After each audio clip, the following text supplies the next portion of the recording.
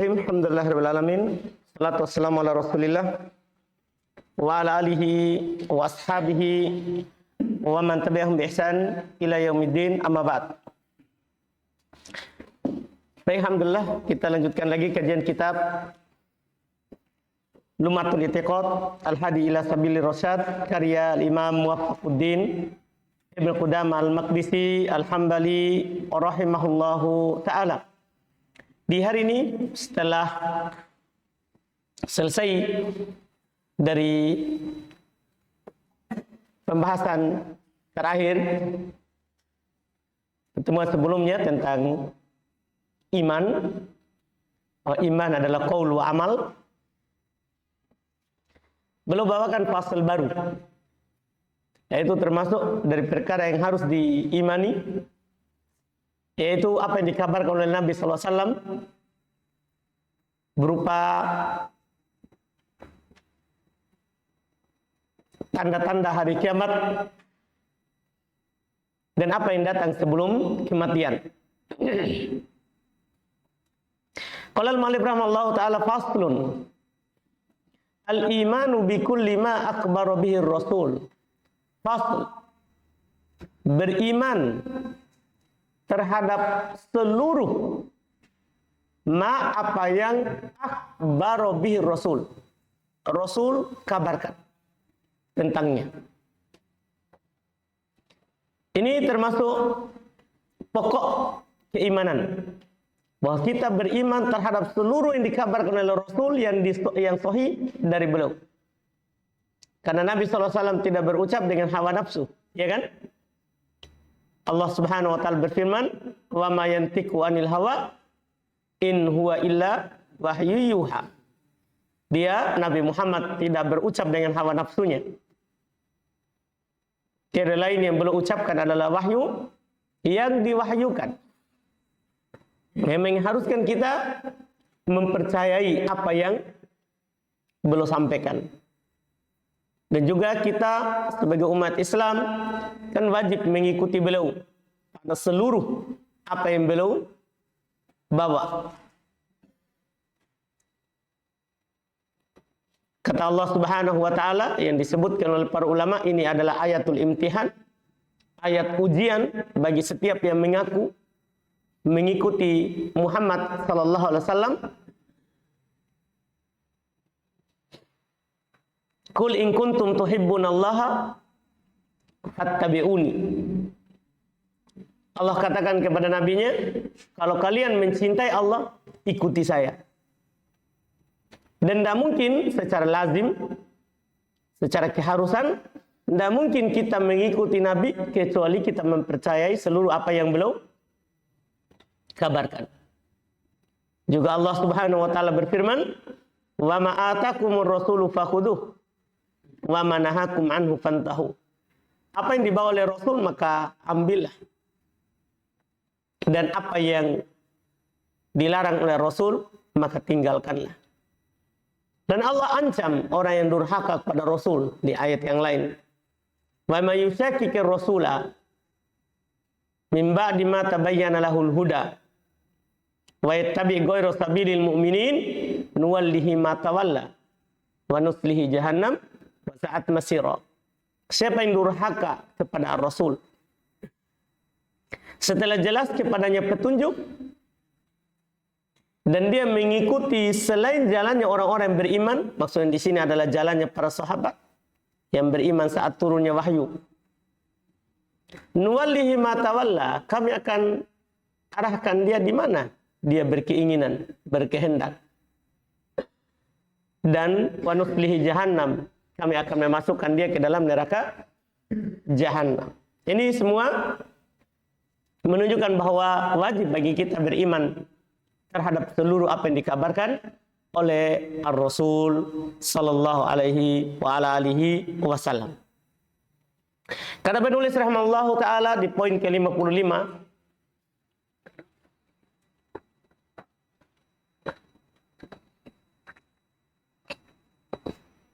setelah memberikan judul tadi, wa yajibul imanu bi kulli ma akhbara bihi an-nabiy sallallahu alaihi wa alihi wasallam. Dan Dan wajib beriman terhadap seluruh apa yang diberitakan, dikabarkan oleh Nabi sallallahu alaihi wasallam. Wa sahhabihin naqlu anhu. Dan sahih penukilan dari beliau. Kecuali yang dhaif ya kita tidak percaya. Ya, yang dhaif kita tidak percaya. Sahih penukilan dari beliau. Fima syahadnahu au ghaba anha au ghaba anna. Pada apa yang kita saksikan dengan mata kepala kita atau itu perkara gaib bagi kita. Paham ini? Akal kita bisa menerima atau tidak, pokoknya itu berita dari Rasul. Kita harus apa? Percaya. Itu yang wajib. Na'lamu annahu haqqun wa sidqun. Na'lamu di sini bukan bermakna mengetahui, tapi yakin. Na'lamu di sini ilmu qalbiyah. Buktinya kenapa? Karena setelahnya an dinasab. An dibaca fathah. Anna. Ini menunjukkan dia bermakna yakin. Kita yakini annahu haqqun, bahwasanya dia itu hak. Jadi bukan hanya sekedar tahu ya, tapi yakin. Kita yakini bahwa itu adalah hak dari Allah Subhanahu wa taala, wasidikun, dan jujur. Paham kan? Karena Nabi sallallahu alaihi wasallam adalah orang yang paling jujur. Itu diakui bahkan sebelum kenabian. Sebelum kenabian di kalangan penduduk Makkah, Nabi Muhammad sallallahu alaihi wasallam adalah orang yang jujur, lagi terpercaya. Apalagi setelah kenabian. Wasawa'un fi dzalika ma aqalnahu wa jahilnahu. Masya Allah. Sama saja dalam hal itu, apakah kita bisa pahami atau kita tidak bisa pahami. Walaupun pada dasarnya tidak ada yang tidak kita pahami. Apa yang ada dalam Al-Quran dan apa yang dibawakan oleh Nabi Muhammad SAW. Semuanya jelas. Tapi anggaplah, kan kadang kita, apalagi kita orang ajam, yang tidak tahu bahasa Arab. Iya kan? Pokoknya kita paham ataupun tidak, wajib kita imani. Kalau dibilang ini dari Nabi. Ini dari Rasulullah SAW. Walam natla ala haqiqati maknahu. Dan kita tidak tahu hakikat maknanya terkait dengan ayat-ayat sifat. Kita kan tidak tahu hakikatnya. Ya kan? Apa hakikatnya Allah turun? Apa hakikatnya Allah Subhanahu wa taala punya tangan? Kan tidak tahu. Kan begitu? Karena tidak dikabarkan hal itu kepada kita, kaifiatnya, hakikatnya. Yang dikabarkan kepada kita ya Allah punya tangan, Allah turun. Bagaimananya tidak kita tahu. Makanya walaupun kita tidak mengetahui hakikat maknanya, wajib kita imani. Boleh contohkan ini. Itu contoh-contoh yang telah lewat. Sekarang contoh yang baru. Mithlu haditsil Isra wal Mi'raj. Seperti hadits Isra Mi'raj. Kan secara akal, masa perjalanan dari Mekah ke Baitul Maqdis, Palestina, ibu naik ke langit 1 malam. Aduh, paham kan? 1 malam. Secara akal apa ini? Wah, tidak mungkin. Tapi tidak ada yang tidak mungkin bagi Allah. Tidak ada yang tidak mungkin bagi Allah. Kalau itu diberitakan dengan penukilan yang sahih, kita imani bahwa Nabi SAW diperjalan malamkan oleh Allah Subhanahu wa taala dari Masjidil Haram ke Masjidil Aqsa. Apalagi ini datang Al-Quran. Ya kan? Apalagi ini datang Al-Quran. Apa ayatnya? Subhanalladzi asra bi abdihi lailan minal Masjidil Haram ilal Masjidi Al-Aqsa. Kan Al-Quran. Kita percaya itu. Iya. Tidak ada yang bisa. Masa kita saja perjalanan pakai pesawat saja berapa lama dari Makkah ke Palestina? Itu kan sudah di luar daripada wilayah Arab. Sudah wilayah Ajam. Jauh. Ya. Untuk perjalanan unta saja berapa bulan untuk ke Palestina. Kan begitu. Tapi ini Nabi SAW lakukan dalam semalam. Kita benarkan karena Allah yang katakan. Ya kan? Makanya diawali oleh ayat Subhana. Maha suci Allah. Allah mampu atas segalanya. Ya kan? Allah mampu atas segalanya. Wa kana yaqdatan la manaman. Harus perhatikan, hal itu terjadi dalam keadaan belum sadar, tidak tidur. Maksudnya, perjalanan malam itu belum jalan dengan badan dan ruhnya, bukan hanya mimpi. Karena sebagian orang bilang itu perjalanan malam mimpi. Karena kalau mimpi saja yang bisa berpindah dari tempat ini kemana saja, ya kan? Antum kalau mimpi kan bisa berkeliling dunia. Kalau mimpi. Itu kata ada yang meyakini begitu. Seperti orang-orang Quraisy. Tapi perlu antum yakini bahwa itu terjadi yaqdatan di alam sadar, la manaman, bukan tidur. Iya, fa inna Quraisyan ankarathu wa akbarathu wa lam tunkir al-manamat.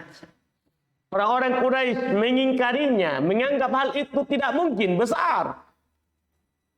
Dan mereka tidak mengingkari kalau mimpi.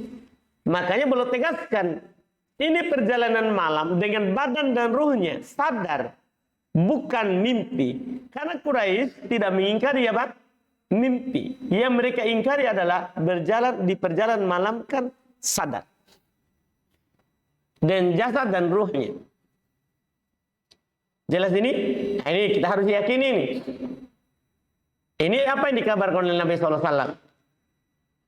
Wa min dzalika anna malakal maut lamma jaa ila Musa alaihissalam. Ini juga yang harus kita pahami, harus kita yakini karena ini Nabi kabarkan kepada kita.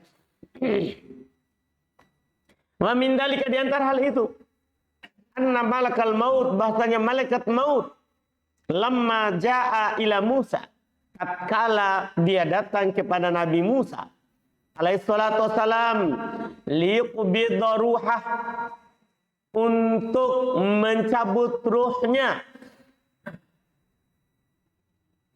laqamahu faqa ainah. Ya, Nabi Musa menamparnya, maka jatuh satu matanya. Nabi Musa, Nabi yang paling kuat. Nabi Musa pernah suatu ketika juga sahih dari Nabi SAW, dia dituduh oleh orang Quraisy, dia selalu dituduh oleh orang-orang pengikutnya, ya, Fir'aun, bahkan waktu jauh masanya dituduh oleh sebagian orang-orang Bani Israel. Ini Nabi Musa selalu mandi pisah. Kalau mandi pisah, tidak sama tempatnya di sungai, selalu pisah. Jadi ada yang mengatakan bahwa kayaknya kemaluannya bermasalah. Iya, kalau kita bilang apa itu? Gatal-gatal. Kudis, ya. Kalau orang Makassar bilang kendala. Iya, paham kan? Dituduh seperti itu. Tapi Allah Subhanahu Wa Taala melepaskan beliau dari tuduhan itu. Tabarra'ahullahu mimma qalu. Disebutkan di Quran. Allah Subhanahu Wa Taala membuat supaya beliau terbebas dari tuduhan itu, dari apa yang mereka katakan. Jadi dia mandi, dia letakkan pakaiannya di atas batu. Nah, karena Allah Subhanahu Wa Taala ingin memperlihatkan kepada kaumnya bahwa Nabi Musa tidak seperti itu. Batunya berjalan mengikuti sungai. Dia lari baru mereka melihat bahwa tidak ada apa-apa pada diri Nabi Musa. Setelah itu batunya berhenti, dia pukul, batunya berbekas. Ini batu. Iya, makanya pernah pengikut sebelum beliau jadi nabi, pengikut dari Fir'aun, dia mengganggu orang Bani Israel, dia minta tolong kepada Nabi Musa. Ini sebelum beliau lari ke Madian, keluar dari Mesir ke Madian. Dia mentolong pada Nabi Musa. Maka dia pukul 1 kali mati. Kayak orang kuat. Iya. Beliau adalah Nabi yang paling kuat. Ini Nabi Musa. Jadi dia datang malaikat untuk mencabut ruhnya. Dia pukul. Jatuh matanya. Jatuh matanya. Ini semua kabar dari Nabi SAW. Wajib kita percaya. Masa itu malaikat mau dia bisa kasih begitu? Iya, semua ini adalah ketentuan Allah. Iya. Faraja ila rabbihi farudda alaihi aina. Maka dia kembali ke rohnya. Ini malaikat maut. Dia keluhkan hal tersebut. Maka Allah Subhanahu wa taala kembalikan matanya. Kembalikan apa? Matanya. Ini kita harus percayai. Harus kita imani. Ada disebutkan oleh Syekh Ibnu Utsaimin rahimallahu taala kisahnya di buku itu. Ya, diriwayatkan oleh Ibnu Hibban dan selainnya. Bisa antum baca di situ di halaman 103 di syarah Syekh Ibnu Utsaimin. Itu sudah lihat, ja'al malakul maut bi surati insan. Datang malaikat maut dalam wujud manusia ila nabiyillahi Musa alaihissalam, kepada Nabi Allah Nabi Musa alaihissalam, liyaqbidha ruhah, untuk mencabut ruhnya. Falaqamahu Musa faqa'a ainah. Maka Nabi Musa menamparnya dan jatuh matanya. Faraja al-malak ilallah. Maka malaikat itu kembali kepada Allah. Wa qala arsaltani ila abdin la yuridul maut. Dia katakan kepada Allah, engkau mengutus saya kepada seorang hamba yang tidak mau mati. Dan ada orang mau cabut mayatnya, ruhnya, dia pukul. Iya. Faraddallahu alaihi aina, maka Allah mengembalikan matanya. Wa qala irji ilai. Dan Allah katakan kembali kepadanya. Wa qul lahu, dan katakan kepadanya, yadahu alamat nisaur falahu ma ghatta bihi ma ghatta yaduhu. Katakan kembali kepadanya dan katakan kepadanya, dia letakkan tangannya di atas punggung Saur, punggung sapi. Falahu ma ghatta bihi yadah. Maka baginya apa yang ditutupi oleh tangannya. Maksudnya ini bulu-bulu yang ditutupi oleh tangannya, boleh baginya memilih sekian umurnya. Baru nanti datang kematian. Dipahami ini? Sesuai dengan apa yang ditutupi oleh tangannya dari bulu-bulu Saur tadi. Sekian umurnya. Iya. Beliau bilang, lihat. Bikulli sya'ratin sanah. Masya Allah, keutamaan Nabi Musa alaihissalam. Jadi dia mengetahui kapan dia meninggal, bukan karena dia tahu perkara gaib, tapi karena bulu ini yang ditutupi oleh tangannya ini. Kata Nabi SAW, baginya setiap satu bulu itu setahun umurnya. Jadi dia tinggal hitung bulu yang ditutupi oleh tangannya ini berapa puluh bulu. Paham kan? Baginya satu bulu 1 tahun. Satu bulu 1 tahun. Faqala Musa, "Tsumma madza?" Maka kata Nabi Musa kepada malaikat tadi, kemudian apa? Kalau sudah ditutupi ini. Iya, dan diketahui berapa bulunya. Kata malaikat, qala tsummal maut. Ya, kemudian setelah itu kalau sudah habis bulu itu, kamu mati. Sesuai dengan jumlahnya. Qala fal ana fa sa'alallah ayyudnihi minal ardil muqaddasah. Maka sekarang baru dia sudah percaya. Dia sudah percaya, maka dia minta kepada Allah untuk didekatkan kepada negeri yang disucikan. Maksudnya Baitul Maqdis. Baitul Maqdis. Iya, Romiyat hajar, ia sejauh lemparan batu, maksudnya dia mau didekatkan sekali ke apa? Negeri yang disucikan itu, tanah yang disucikan. Qala Nabi SAW, maka Nabi SAW mengomentarinya, falau kuntu sama, bukan summa ya, falau kuntu sama la araitakum qabrahu ila janibit tariq indal kasibil ahmar. Kalau saya di sana, lau kuntu sama artinya hunak.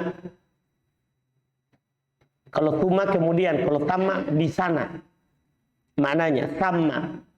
Kalau saya di sana, saya akan memperlihatkan kepada kalian kuburannya. Saya akan memperlihatkan kepada kalian kuburannya di samping jalan di sisi Al-Kathib Al-Ahmar, ya, yang berwarna merah. Anda bisa paham ini? Ini jadi Nabi Musa alaihissalatu wassalam, beliau ya meninggal di Al-Ardul Muqaddasah dan beliau dikubur di sana, di Palestina. Anda paham ini? Ini Masya Allah. Ini kita harus percayai karena Nabi kita sallallahu alaihi wasallam yang mengabarkannya. Kemudian kata beliau rahimahullah di poin berikutnya, wa min dzalika asyratus saah. Di antara juga yang wajib kita percayai adalah asyratus saah, tanda-tanda hari kiamat. Karena Nabi beritakan, kita wajib percayai. Nabi beritakan, kita wajib percayai. Mithlu khurujid dajjal, satu, seperti keluarnya dajjal, itu kita harus percayai. Dalilnya sangat banyak.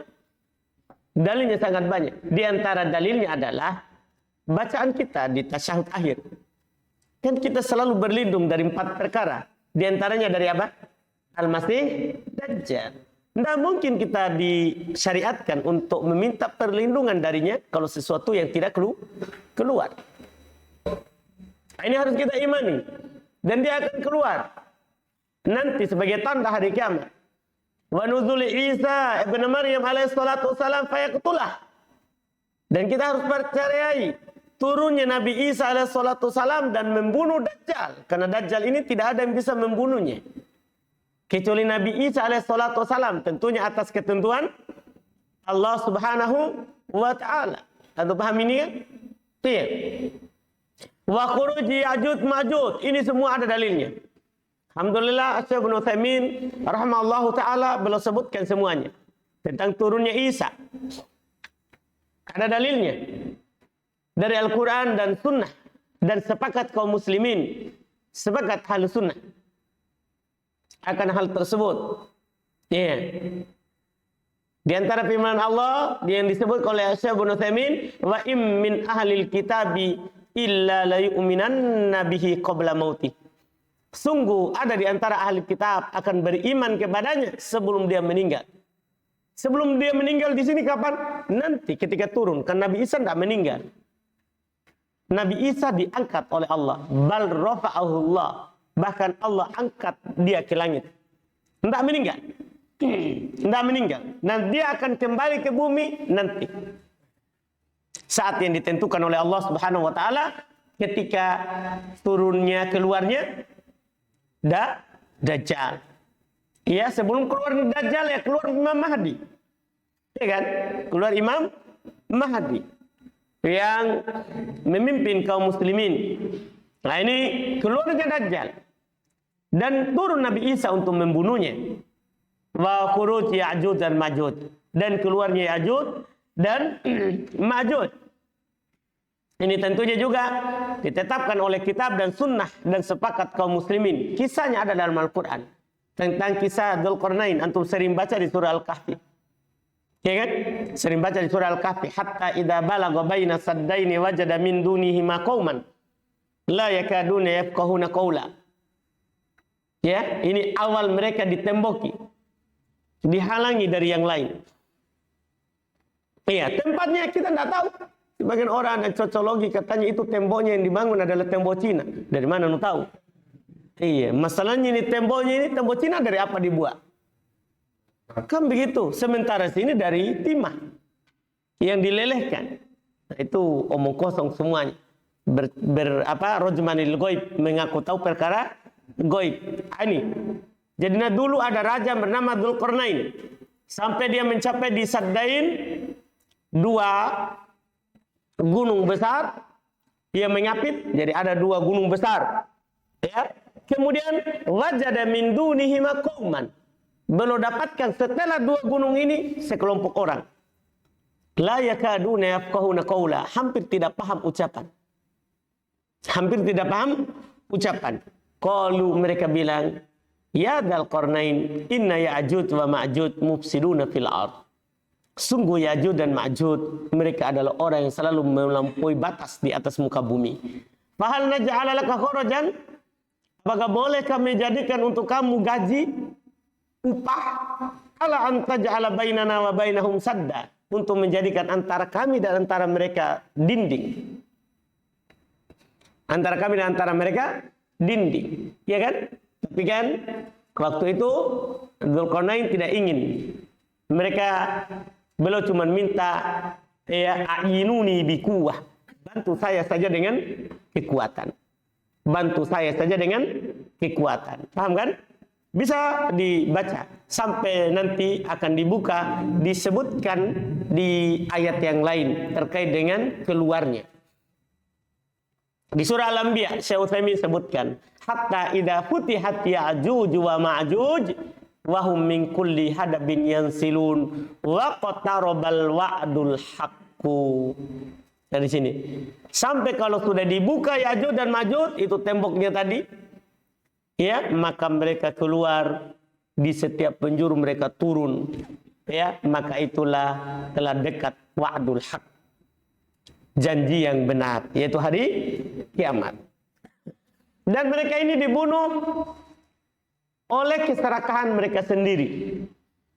Jadi mereka keliling dunia, ya, jangankan orang, sungai saja yang mereka lewati tadinya banyak airnya kering. Orang kelaparan, tidak pernah keluar dari bentengnya. Iya, jangan orang. Sampai mereka merasa, dia rasa sudah mengalahkan seluruh penduduk dunia, dia mau mengalahkan penduduk langit. Jadi mereka panah ke atas.